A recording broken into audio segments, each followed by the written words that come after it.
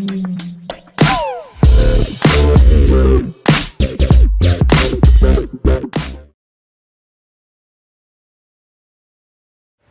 vamos a entrar a ver el tema 4, que tiene que ver con el muestreo estadístico.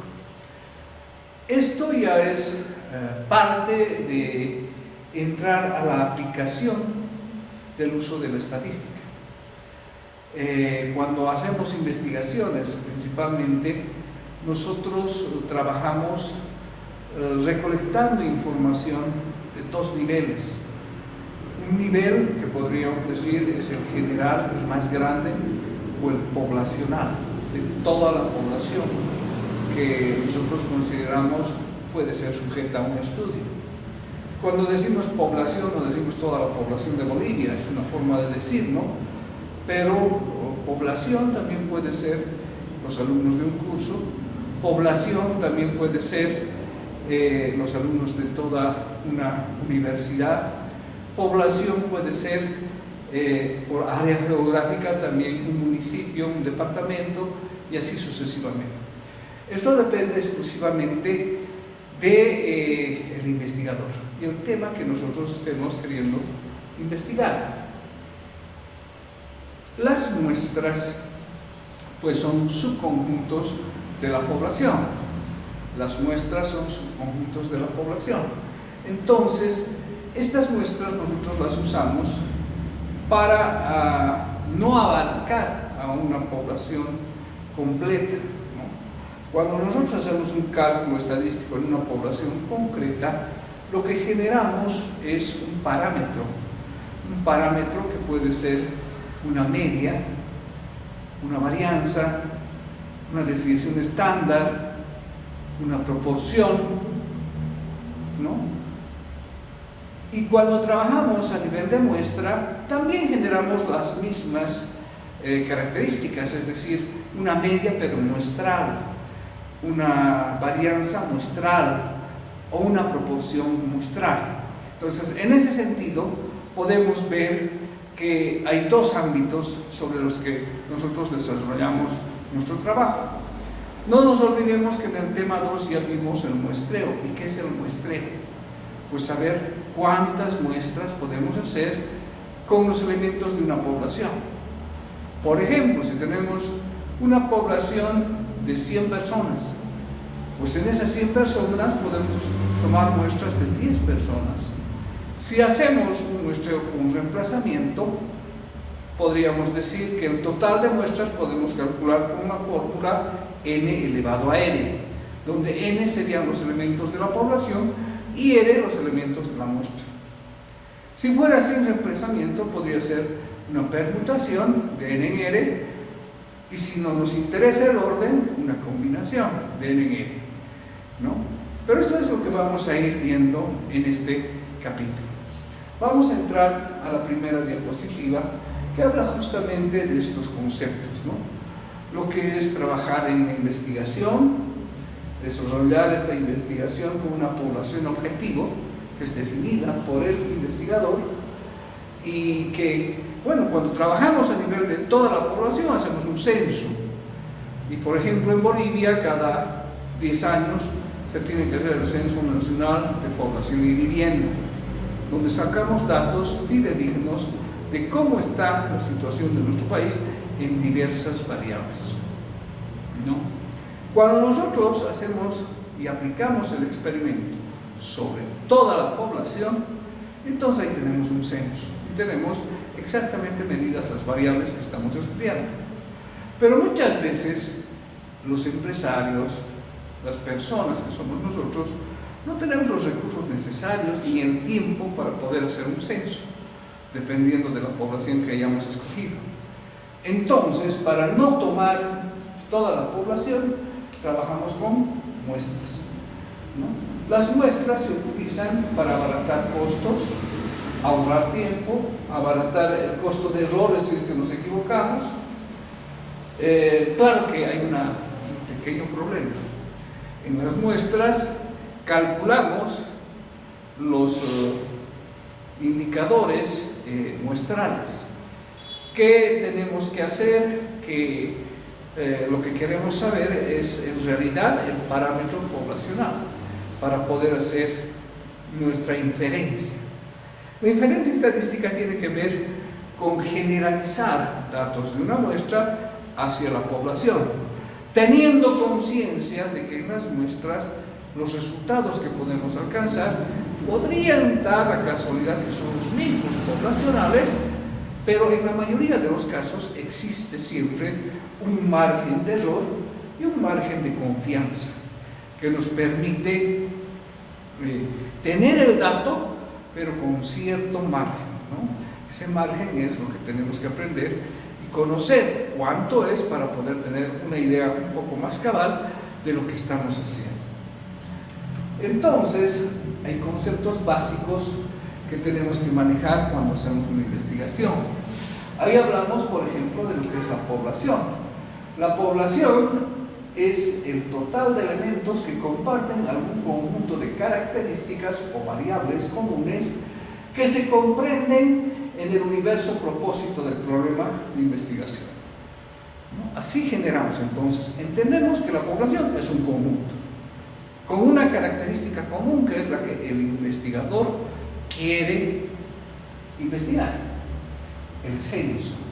El censo es la misma población, pero el censo incluye una enumeración completa de estos elementos de la población, ¿no? Considerar a todos los elementos de la población dentro de la investigación y poder calcular lo que les decía, los parámetros, que podrían ser mu, una media, o sigma, una desviación estándar, o pi, también se dice pi a una proporción, ¿no? Un porcentaje de población. Entonces, si hacemos el experimento sobre toda la población, calculamos de manera directa estos parámetros en el censo y son los fidedignos, los reales que existen. Mientras tanto, cuando hablamos de la muestra, decimos que la muestra es un subconjunto de la población seleccionado para participar en el estudio.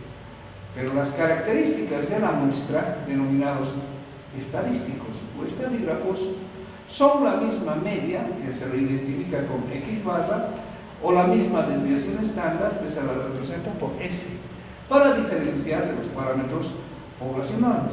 Se utilizan para hacer deducciones de los parámetros de la población, es decir, yo calculo esto a nivel de muestra y se llama estadígrafo o estadígrafo.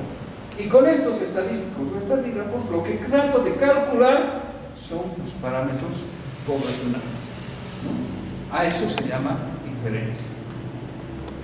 El procedimiento del muestreo tiene 3 pasos. Primero, definir la población, que ya hemos dicho es un conjunto de elementos que entra a ser objeto del estudio por las características de sus elementos. Segundo paso, determinar el marco muestral. Esta es la representación de los elementos de la población. Pueden ser listas telefónicas, listas de alumnos, listas de clientes. Puede ser un mapa, como nosotros nos ubiquemos para hacer nuestras encuestas a la población sujeta a investigación. Y luego tenemos el tercer paso, seleccionar las técnicas de muestreo, ¿no? Y en técnicas de muestreo probabilístico tenemos el muestreo aleatorio simple, el muestreo sistemático, el muestreo estratificado o el muestreo por conglomerados. Bien, ¿cómo definimos el primer paso? La población. Es importante tener clara y claro el conjunto sobre el cual nosotros vamos a hacer la investigación. Aquí damos algunos términos que nos ayudan a definir la población, que son la unidad de la muestra, el elemento, la extensión y el parámetro pertinente. ¿A qué se refiere esto? La unidad de muestra es la unidad básica que contiene los elementos de la población que se incluirán en la muestra, es decir, el nombre del conjunto. Por ejemplo, podría ser habitantes del municipio Sucre o alumnos del tercero A de gerencia de administración pública o alumnos del 4º curso de administración de empresas. No, es el nombre del conjunto. Elementos. son los objetos que poseen la información que busca el investigador y acerca de los cuales debe hacerse inferencias. Es más específico que la unidad de muestreo. Si el curso, por ejemplo, podría ser el segundo B de Administración de Empresas, los elementos son cada uno de los estudiantes con sus propios nombres y su información que podemos recolectar de la variable que nos interesa estudiar. La extensión, ¿no?, son los límites geográficos donde se ubica la población. Generalmente decimos un área geográfica, podría ser la ciudad de Sucre, pero podríamos ser también más específicos. Si estoy hablando del segundo B de Administración de Empresas, podría dar la ubicación aquí, en la Facultad de Ciencias Empresariales, indicarlos a los alumnos tal vez en un aula y en una determinada hora, para poder hacer la entrevista o quedar por lo menos el hacer el experimento con cada uno de ellos, ¿no?, en conjunto o tal vez individualmente. Luego tenemos el parámetro pertinente. Esto es súper importante cuando estamos haciendo las investigaciones. El parámetro pertinente es la característica de la población que se desea investigar y o aspecto que permite identificar a los elementos de la población que cuentan con la información buscada por el investigador. Si nosotros estamos interesados en mandar al mercado un nuevo producto, pues nosotros tenemos que definir claramente qué es lo que queremos saber para poder implementar este producto, meter en el mercado el producto. Y obviamente lo importante es saber la aceptación que pudiesen tener los futuros clientes, ¿no es cierto?, del producto. La pregunta: ¿usted quiere consumir un celular Xiaomi, por ejemplo, de la tienda José Claros, por decir un nombre? Esto es lo que tenemos que tener como parámetro pertinente. Y el parámetro, obviamente, ¿cómo lo vamos a medir? Porcentaje de gente que quiere comprar o no un celular, ¿no es cierto? Entonces, eso es el parámetro pertinente que nosotros investigamos, ¿no? Es como que la variable central de toda nuestra investigación, que queremos ver la factibilidad de meter este producto al mercado. Pues esa es la pregunta clave, y el parámetro es ese porcentaje de gente que va a aceptar o que no, y que se va a traducir en cantidad de producto que nosotros podemos comercializar, y se va a transformar en ingresos, en costos y en ganancia para la empresa, ¿no es cierto? Para ponernos un ejemplo, vemos que nos muestra parte de un estudio que se hizo. Se desea realizar una investigación sobre velocidades promedio que imprimen los taxistas de Radio Móvil Charcas en sus traslados de pasajeros en horas que no son de alto tráfico. ¿De qué estamos hablando? Pues en las noches no hay muchos vehículos y son taxistas generalmente los que quedan a trabajar, y algunos otros habitantes de nuestro municipio o de nuestra ciudad. Y como no hay mucho tráfico, pues corren y no respetan tampoco las señales de tránsito ni los semáforos, y muchas veces por esas razones, al imprimir grandes velocidades, generan unos señores accidentes. Entonces, aquí fíjense cómo hemos definido la población. La unidad de muestra, el nombre del conjunto, es Radio Móvil Charcas. Este Radio Móvil es el que tuvo un problemita serio, por el cual nosotros tuvimos que buscar una forma de apoyo, ¿no? Hacer una investigación para ver cómo se podría normar. Vimos, en cuanto al elemento se refiere, a cada chofer, ¿no?, que conducía el vehículo. Pero más que el chofer, su nombre o sus características personales, Lo que nos interesaba era el registro de velocidades en horas de poco tráfico, cosa que ellos no manejaban. ¿Qué hicimos? Tuvimos que implementar bitácoras para poder registrar cuánto de gasolina compraban y registrar a dónde iban y qué kilometraje andaban. Y en función a eso recién poder establecer, ¿no?, la información que se requería.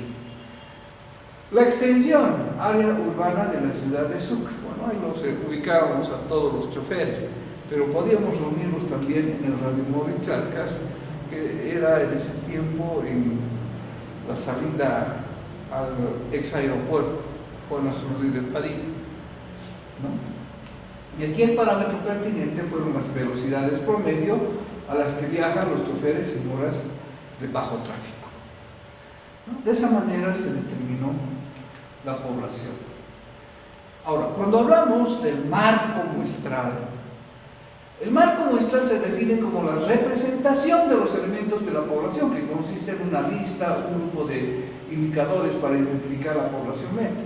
Algunos ejemplos del marco muestral son el directorio telefónico. Por ejemplo, tenemos a todos los socios y no socios, pero usuarios de los teléfonos fijos, o las listas de empresas de una industria, o los bancos de clientes que puede tener una empresa, o los mapas de la ciudad, que generalmente los utilizamos para hacer las encuestas.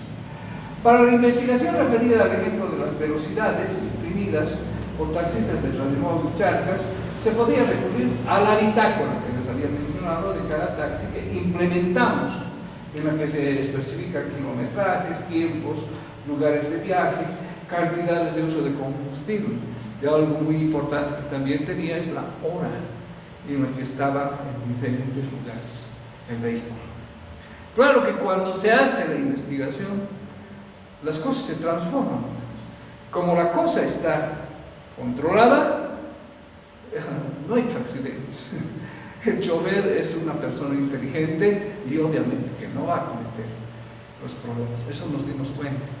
Y implementando eso, esa vez nos dimos cuenta que se podía manejar estos temas sin presencia de autoridad. Solo alguien que los revise.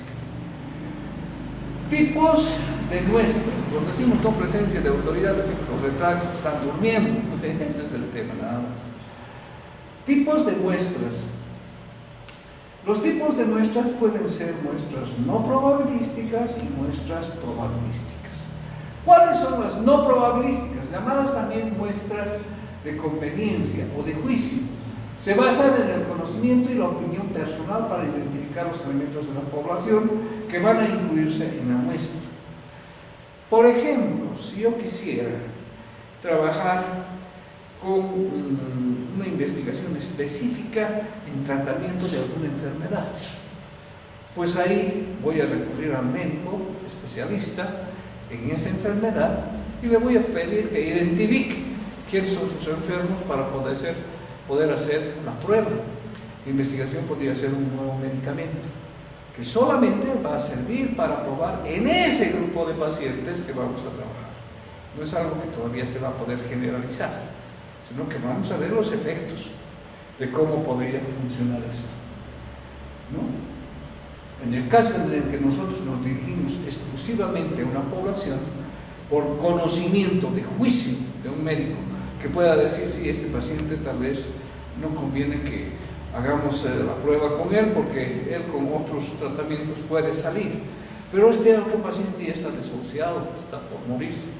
Y si es que hacemos el tratamiento y funciona, es una oportunidad de vida, pues entonces ahí estamos manejando un juicio para poder seleccionar un elemento, ¿no? Y el muestreo probabilístico que les había mencionado, ¿no? Ahí lo que juega es el ser aleatorio, el elegirlo al azar, ¿no? Y ahí está el principio de la inferencia estadística. Cuando nosotros hacemos un muestreo probabilístico, podemos hacer inferencia. Puede servir para generalizar con el manejo de los instrumentos estadísticos. Pero cuando es un muestreo no probabilístico, no. porque los hallazgos solamente sirven para la muestra, no para todos los elementos de la población. El muestreo aleatorio realizado bajo ciertas condiciones y sometido a ciertos requisitos se constituye en un procedimiento práctico, económico, rápido para generalizar conclusiones obtenidas a través de una muestra.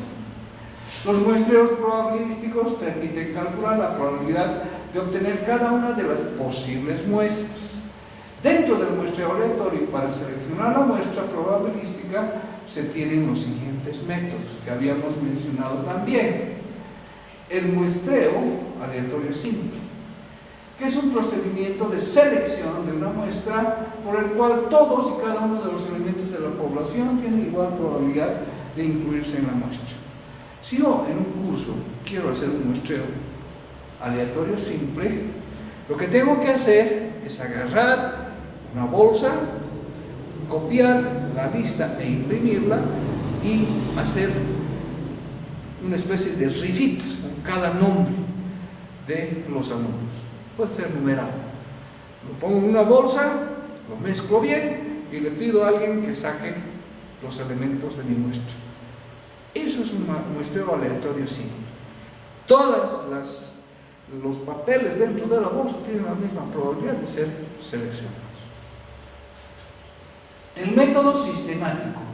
Según este procedimiento sistemático se obtiene la muestra tomando una késima unidad de la población, tras numerar las unidades elementales de la población o haberlas ordenado de alguna manera. Entonces, si yo estoy en un curso, yo tengo mis alumnos ahí, sentados por filas, yo determino que voy a contar tal vez por filas a las personas.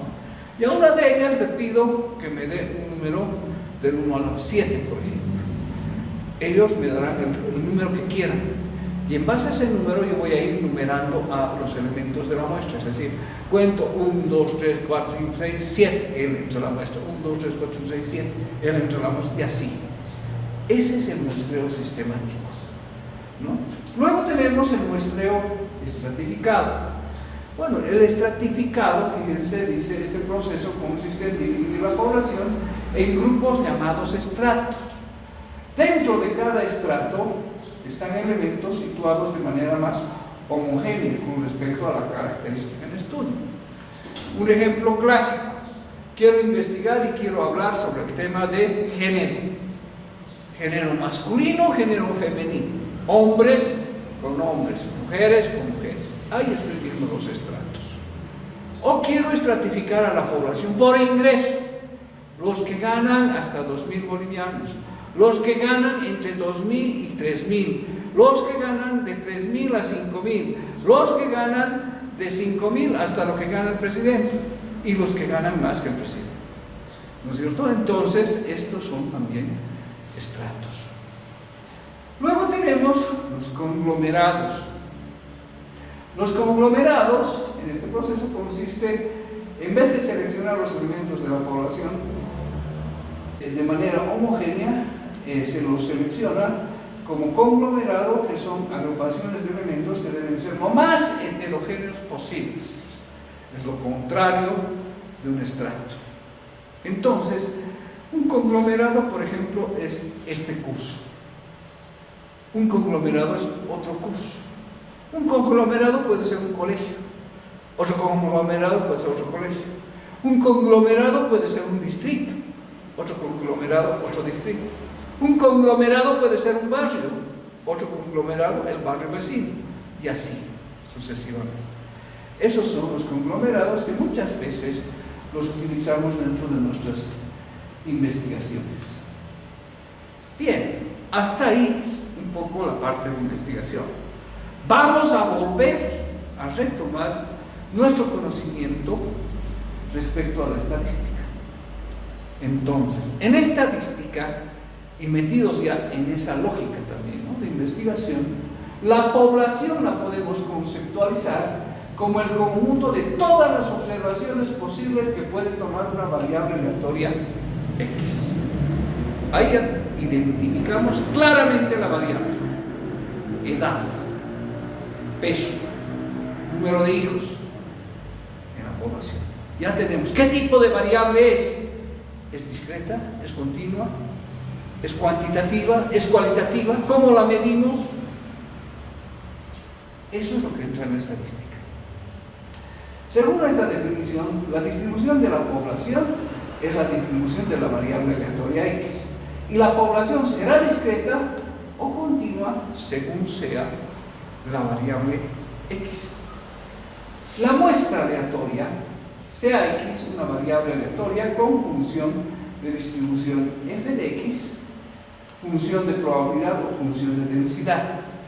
De probabilidad si es discreta y de densidad si es continua, con su media y su varianza. Una muestra aleatoria de tamaño n de X es un conjunto de n variables aleatorias que cumple ciertas condiciones y propiedades. Cada X, cada elemento, XY, que puede ser 1 hasta n, tiene la misma distribución de X. ¿Ya? Es decir, la f de X es igual para toda y cada una de las X consideradas. Las variables aleatorias X y, desde igual 1 hasta n, son independientes. Es decir, cada variable tiene su propia información. Entonces, si hablamos de la edad, tú puedes tener 19 años, tú 19, tú 21, tú 20, tú 22, tú 23 y así. Cada uno tiene su propia edad. Incluso los que tienen 19 años, tal vez su edad es la misma en años, pero preguntémonos, ¿y en meses? ¿Y en días? ¿Y en horas? Tal vez no tienen la misma edad, alguien es mayor, ¿no? Bueno, una consecuencia de todo esto dice, inciso A, cada variable X tiene la misma distribución de X.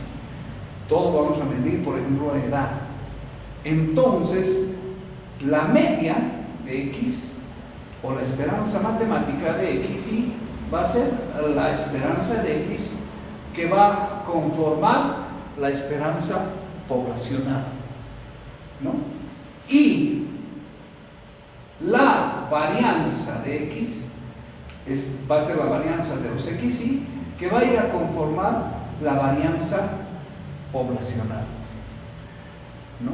Entonces, cuando hablamos de edad promedio, agarramos la cantidad de elementos, sumamos sus edades y dividimos entre el total de los elementos de esa población y tenemos ahí la media de edad de la muestra.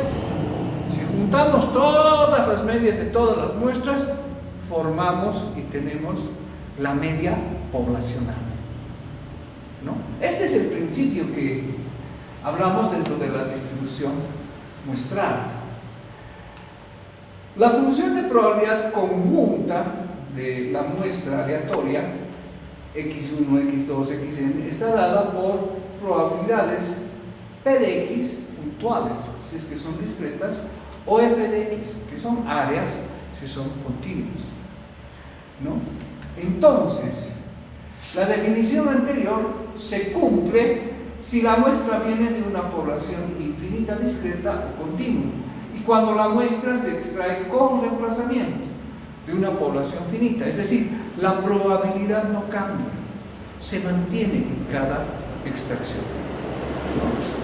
Si la muestra se extrae sin reemplazo de una población finita, evidentemente ya no se satisface la definición de muestra aleatoria, pues las variables X ya no son independientes, sus probabilidades cambian. ¿Por qué? Es que si saco sin reemplazamiento, para el primer elemento elegido, si son 10, su probabilidad sería 1/10. Y si saco este y lo dejo a un lado y saco el siguiente ya no va a ser su base 10, sino 9, un noveno. Y cada vez que vaya sacando uno, va a ir cambiando su probabilidad. Entonces, ya dependen de que haya salido el otro y sus probabilidades varían y cambian. A eso nos referimos, ¿no? Sin embargo, si el tamaño n de la muestra es muy pequeña, en comparación con el tamaño de la población, más o menos se cumple aproximadamente que se puede manejar la misma. Veamos un ejemplo. Fíjense, de una población normal con media 10 y varianza 12, se extrae una muestra de tamaño 10. Calcular la probabilidad de que la variable x1 menos la variable x5 más la variable x8 sea mayor o igual que 13. ¿Qué estamos haciendo? Si se dan cuenta, estamos agarrando 1, 2, 3 variables de esa muestra que tienen su propia media, su propia varianza, y estamos diciendo que son la misma en este caso. Entonces, si x es una variable aleatoria de la población n 10, 12 y se está tomando x1, x2, x3 hasta xn, una muestra de esta distribución normal, que sabemos que son 10. Entonces, la variable aleatoria normal es 10, 12, ¿no? Media 10, varianza 12. Hay que tener mucho cuidado con eso. La varianza es cuadrática, la desviación estándar no, entonces hay que sacar la raíz cuadrada para hacer la simplificación, ¿no?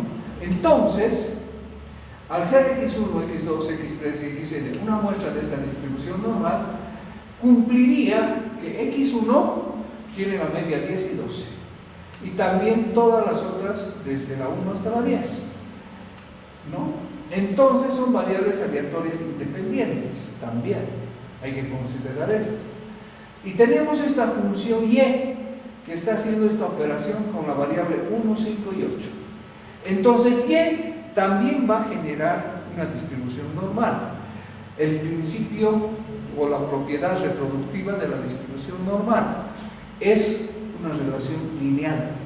Entonces podemos trabajar con todas las medias de estas x para formar la media de y con todas las varianzas de estas x para formar la varianza de y tener la nueva distribución normal para calcular la probabilidad que nos piden. Por ser una suma de variables aleatorias independientes, ahí se aplica lo que decíamos, la propiedad reproductiva de la distribución normal. Entonces, la media de y sería aplicar esta operación con esas variables y sus medias.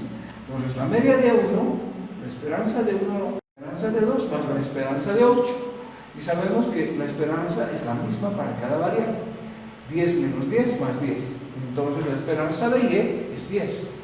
Las varianzas, no se olviden que las varianzas no son negativas, hay que sumarlas.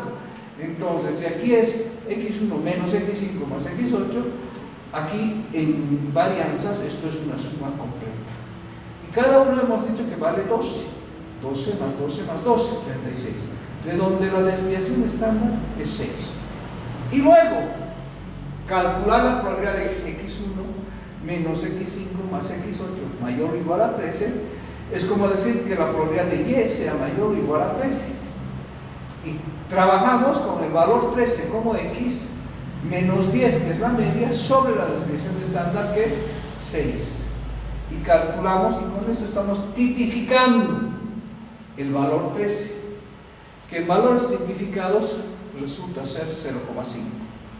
Entonces, este 0,5 buscado en la tabla correspondiente, en este caso de la media punto, nos va a dar un valor de probabilidad al cual vamos a tener que restarle a 0,5. Esto lo podemos explicar gráficamente. Si vemos en la pizarra, la gráfica tendría que ser la siguiente. Tenemos la campanita, en el punto más alto se ubicaría la media, la nueva media calculada, ¿no?, de y.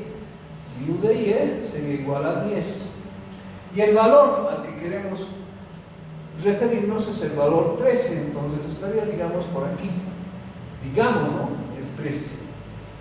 Aunque por el valor z que calculamos, acuérdense, valores z, la media se vuelve en valores z igual a 0.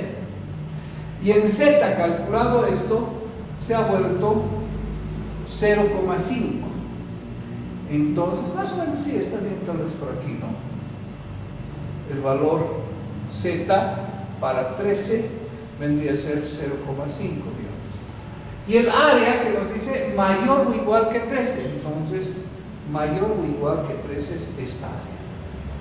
Si yo trabajo en la tabla de 0 al punto, la probabilidad que voy a encontrar es esta.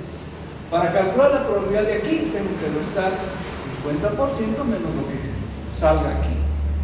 En el cálculo de la diapositiva, esta área vale 0,1915. Restada de 0,50, esta área que me interesa, que es el cálculo que estoy haciendo, vale 0.3085. Lo que en probabilidades sería, y en porcentaje, 30,85%. ¿No? De esa manera podemos ver, como hemos aprendido gráficamente, el resultado y por qué hacemos la operación de la resta de 0,50. Es porque estamos usando la tabla de 0 a z. La realidad sería diferente si usara la tabla de menos infinito al punto z. Tendría que restar de 100 el valor que encuentre para toda esta área que vendría desde menos infinito hasta aquí. ¿No es cierto? Es muy diferente. Y ese sería el resultado